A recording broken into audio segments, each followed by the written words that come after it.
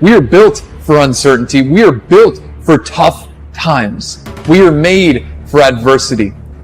When you make a decision to be better, when you make a decision to do more and to be more, we must put on that suit of armor. We must disconnect ourselves and stop being prisoners to the sadness, to the fear. And these battles that we must face has different stories connected to it. These battles that we face each and every day of our lives has many things that sometimes we just don't feel that we're prepared for. We must find a way in an understanding that this thing that we are dealing with right now in our lives is only temporary. It's temporary and it will not last forever. You must realize that you must grow enough tenacity within yourself to press on. We are all going to face many battles in our lives, and some of these battles we will not always win these days.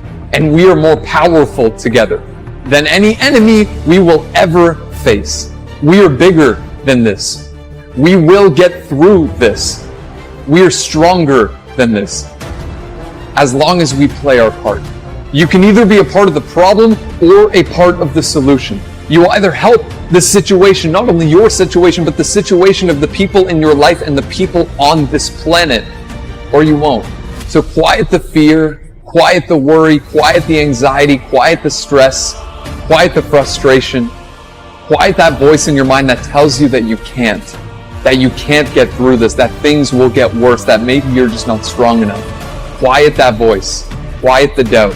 Don't let the thoughts that you can't handle this take up any access space in your mind. What did you want your life to be like? She goes, well, it sounds stupid. I said, it's not going to sound stupid to me. She said, well, I don't know. I just always, since I was a little girl, dreamed that I would be married and I would have 3 basically perfect children and they would love me totally, and I loved my husband, he'd love me. And I said, okay, so how's that working for you so far? And she said, well, I think you know, she's a pretty famous person. She said, I'm divorced twice, I have no children, and I'm now X age. And to give you a clue, that age would be an age where having a child, your own natural child at least, barring a medical miracle, is not going to happen. So I said to her, well, why don't you just adopt?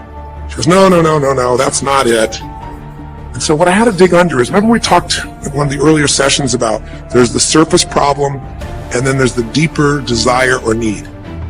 So I said to her, I said, well, hello and welcome to your day, a day of fulfillment, a day of opportunity, a day of opportunities or challenges that may come your way. What are your expectations? What is it that you ultimately want? Where are you looking to do? It is time for you to stop wandering in the wilderness and start focusing on the journey ahead and pushing yourself forward and working as hard as you can. It's only a fraction of what this journey is going to be all about. Will you be prepared? Are you prepared? Will you accept the fact that your birth was no accident?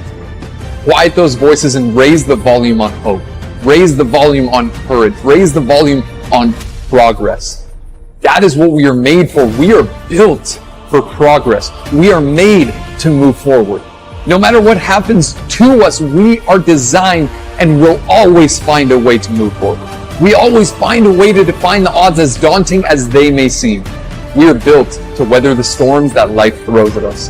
That is what we are made for, and we can get through this. We will get through this. We can win, and we will win together. you filed bankruptcy and you stopped moving. You got fired and you stopped. Did you get divorced and you just stopped moving?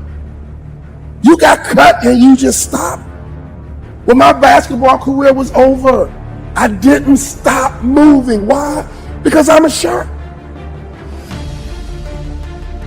What if you couldn't have the husband, but you could have the kids? And she smiled and she said, I'd take that.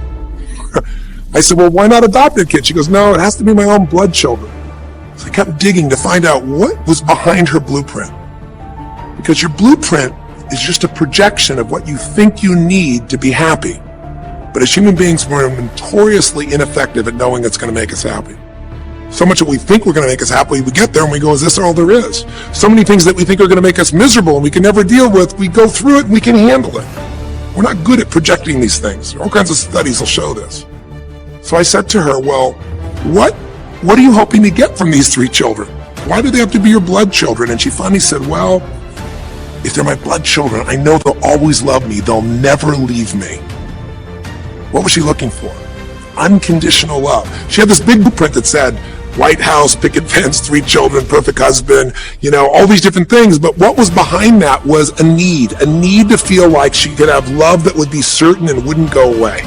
What makes life so unique and so beautiful? It is beautiful because whatever you have that you may be facing, what you may be dealing with, life is still good. Life has so many moving parts, but life is always good. Every day is a new day and another opportunity that others may not have. This life that you have been given, this life that you are temporarily holding on to, this life that has been just given to you for only temporary reasons, has more meaning than you can ever imagine. So many people in the world take life for granted instead of realizing that you have to take the opportunity to live it. Because it's going to be a forever company. It's not something we're looking to just build up and sell.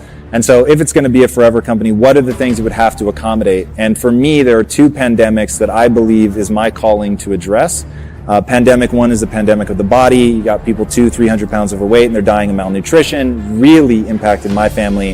I've already lost people that I love to food, essentially. Didn't want to lose more. But the other is the pandemic of the mind. And you've got people who, on the sort of bright and cheery side of the spectrum, just feel lost, feel that the system is corrupt and broken. And having gone from scrounging in my couch cushions to find enough change to put gas in my car to, fantastic wealth, all through hard work, discipline, learning to get the timing right, all that stuff, I realized that it is the mindset that's holding them back. And I want to know what happens to the world if we find the next 1,000 Elon Musks. Self-discipline comes when you decide that you're going to make a mark on the world. And if you think that you're not disciplined or you can't be disciplined, it's because you haven't yet decided to be disciplined.